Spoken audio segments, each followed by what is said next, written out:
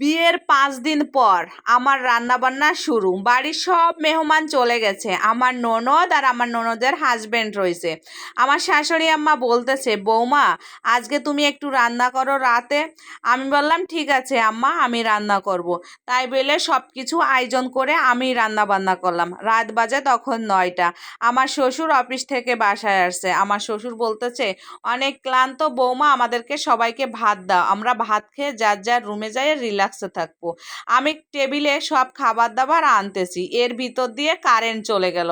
আমার শ্বশুর আব্বাজান বলে উঠলো, কারেন্ট আর যাওয়ার টাইম পালি না, এখন আমরা খাওয়া দাওয়া করব, আমাদের নতুন বৌমা রান্না করছে, গরম গরম খেয়ে খুবই স্বাদ আসবে, খাবো। এর ভিতর দিয়ে কারেন্টটা চলে গেল।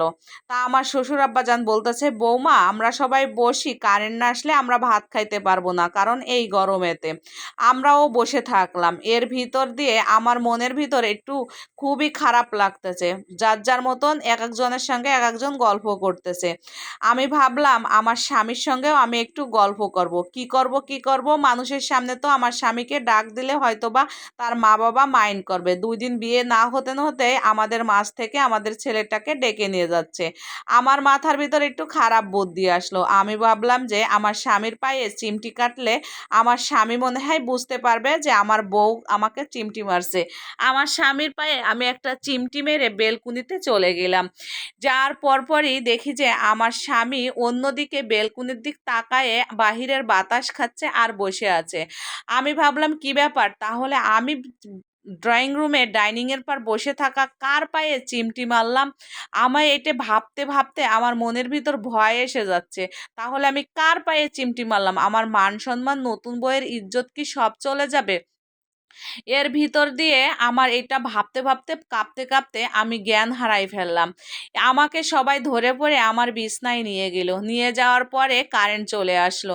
আমি চোখটা খুলে দেখি যে আমার পাশে শ্বশুর শাশুড়ি আমার স্বামী বসে আছে। এই ভিতর দিয়ে আমার শাশুড়ি এবং আমার স্বামী সবাই আমার কাছে জিজ্ঞেস করতেছে, কি বৌমা তুমি কি দেখে ভয় পেলে? কালা ভূত না সাদা ভূত না লম্বা ভূত না চিকুন ভূত, হাজারো হাজার রকমের প্রশ্ন ওনাদের। আমি যেন বিরক্ত হয়ে যাচ্ছি, তারপরেও আমি কোনো কথার উত্তর দিচ্ছি না। আমার শ্বশুর আব্বাজান বলল যে হ্যাঁ, কারেন্ট চলে যাওয়ার পরে আমার মনের ভিতর একটু ভয়ও লাগছে, কারণ কারেন্ট যখন চলে যায় না আমার পায়ে 2টা চিমটি মারলো। কারণ কে এই চিমটিটা মারলো? এরকমের সাহস তো কের হয়নি।